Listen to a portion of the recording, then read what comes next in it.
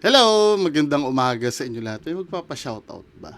Kung magpapa-shoutout Wait lang ha.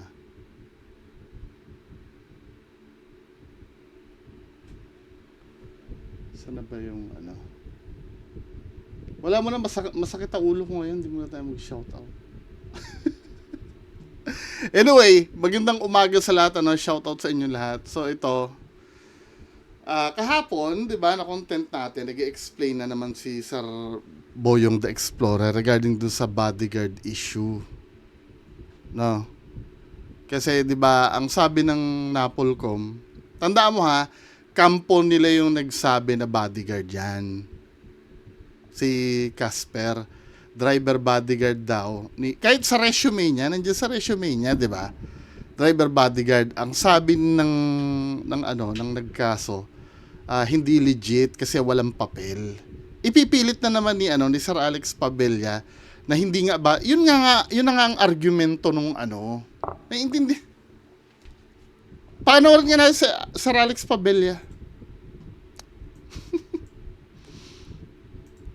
Bungo, magandang hapon sa iyo. Ang bodyguard at security guard, isa lang yan. Oo nga. Oo. Natural, pa ikay bodyguard, nakabantay kasi isang VIP o politiko, isang negosyante. Oo, nakadetail ka doon. Doon ka nakadetail. Natural, dapat marunong kang humawak ng baril. Oo. Ayun sinasabi ninyo na bodyguard, hindi ka marunong humawak ng baril si... Oo nga, hindi naman namin kami ba ang nagsabi na bodyguard yan? Hindi naman kami nagsabi. Sir, nakukuha mo ba yung punto ng video ko? Nakukuha ba ni Sir Alex Pabella yung punto? Ang pinalalabas kasi ni Casper sa resume niya, bodyguard siya. Driver bodyguard. Sabi ni Casper. Then si FLM, ang pakilala niya, kasama yung mga ibang mga bodyguard niya daw. 'Di ba? Ngayon tumutol ang sila Ralph Kalinisan dahil bawal ang maging bodyguard na na walang papel. So hindi nga legit na bodyguard. Naintindihan mo, sir? Ang argumento ng kabilang panig, hindi legit na bodyguard. Katulad ng sinasabi mo, hindi bodyguard. Wala namang tumututol sa sinabi mo eh. May tumutol ba sa sinabi mo? Sir naman.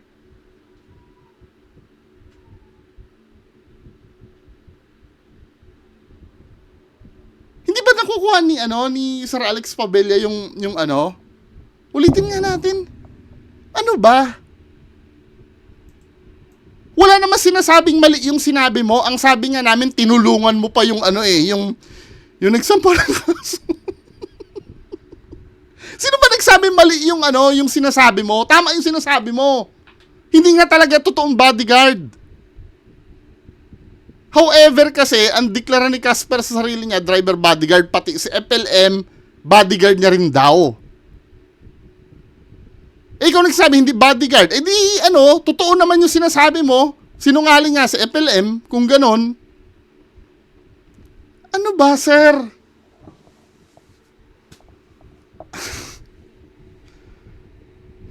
Sino ba nagsabi na totoong bodyguard yan? Sila. Yang pinagtatanggol mo, pati yung best friend mo, sinabi niya. Ba't sabi mo ibibintang yan? Kampi nga kami dun sa dun sa nagsampa ng kaso dyan na hindi naman legit na bodyguard yan, katulad ng sinasabi mo. Ano ba, sir?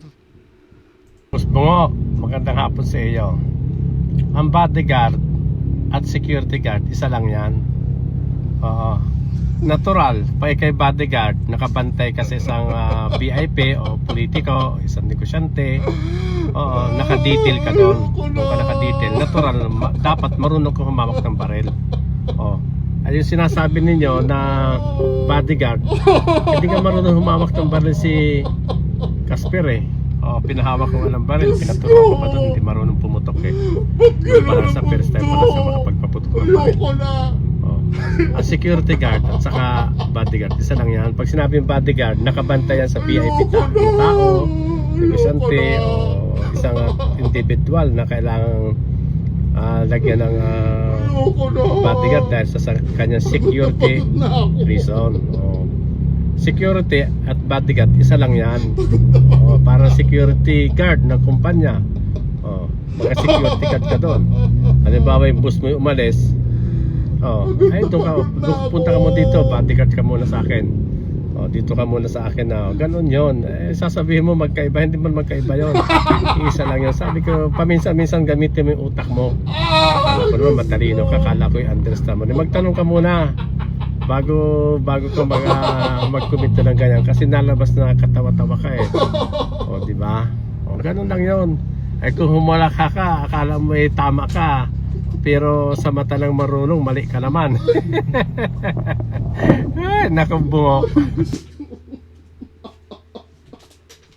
Ako pa yung nagsabi na magkaiba daw. Oh, Diyos ko. Ayoko na. Ayoko na.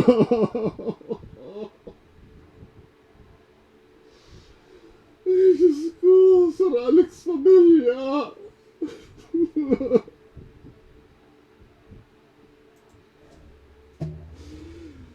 Ay, Diyos ko. Sir, ano ba?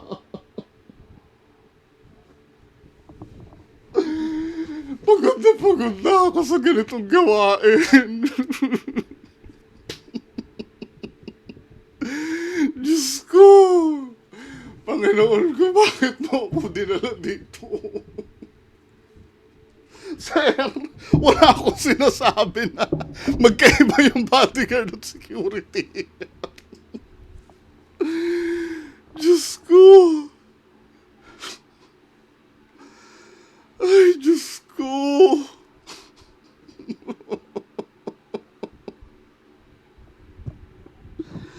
Anyway.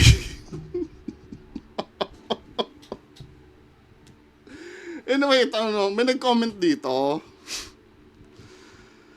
Ay, Diyos ko, Panginoon ko.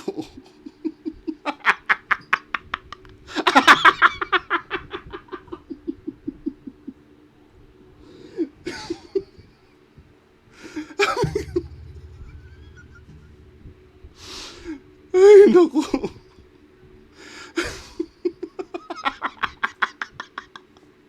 Hindi ko alam kung may iiyak ako. Diyos ko. Ano ba? Sabi ganun. May nagsabi dito. Meron dito ako nabasang comment. Wait lang. May nag-reply dito. Sabi ganun si anti-ka-bullshitan ko, no? Sabi ganun ito, ang sinasabi ni Boyong paano, ikaw ba Ma'am Monica to? Ikaw ba to? Balita ko Ma'am Monica, bumalik ka na to. Ang sinasabi ni Boyong, paano magbabodyguard? Di nga marunong umawak ng baril. Yung sinasabi mo na sinabi ni Casper na bodyguard siya, o kung saang resume na hindi naman natin alam kung totoo. Ano ka ba? Hindi naman, saan pa makukuha yung resume na yun? O sige, i-disregard na natin yung resume na yun, ha? Kasi baka nga naman pineke ni Food Genius yun. At pinost ni Food Genius yung resume. O dito na lang tayo sasabihin ni Tito Norms. Panoorin na lang natin si Tito Norms. Hindi na yung resume yung aanuhan ka, ha? Hindi na resume yung aanuhan ko. Sabi niya. Kaway-kaway muna. Andito yung mga bata. Ano yan, nasa signal ng cellphone niya yung mabagal. O nandyan daw yung mga bata niya. Diba? To be fair, sige, hindi naman niya sinasabing bodyguard, mga bata niya. Pag-aalmosalin ko muna. Putan, dami nyo. Dami nyo. Kaway-kaway muna. Kaway-kaway sa mga bata ko. Bata niya daw, kasama si Casper, ha? Kasama si Casper. Pati ito. Yan. Kaway-kaway. Putan, Kaway. dami nyo. Kumain na ba kayo? Mga bata niya daw. Nag-almusal na kayo? Di pa. Putan, lalaki ng mga tattoo ng mga bata ko. Kaway ka muna. Naka-live tayo, maraming viewers. Jimboy, kaway muna. Jimboy. Patiin mo na yung papatiin mo. Shoutout sa inyong lahat. Ingat kayo palagi. Iyo. Ito yung mga bodyguard ko. Ano daw, yan yung mga, ulitin natin ha. Mga bodyguard ko. Ito yung nagsabi, kasama sila lahat yan. Ito, mga kakusa ko to, kosa. Kita mo naman.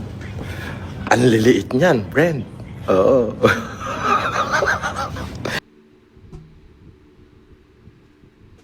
Ano papalusot niya? Hindi, si Casper kasi doon nakalikod. Huwag tayo mag-bullshitan.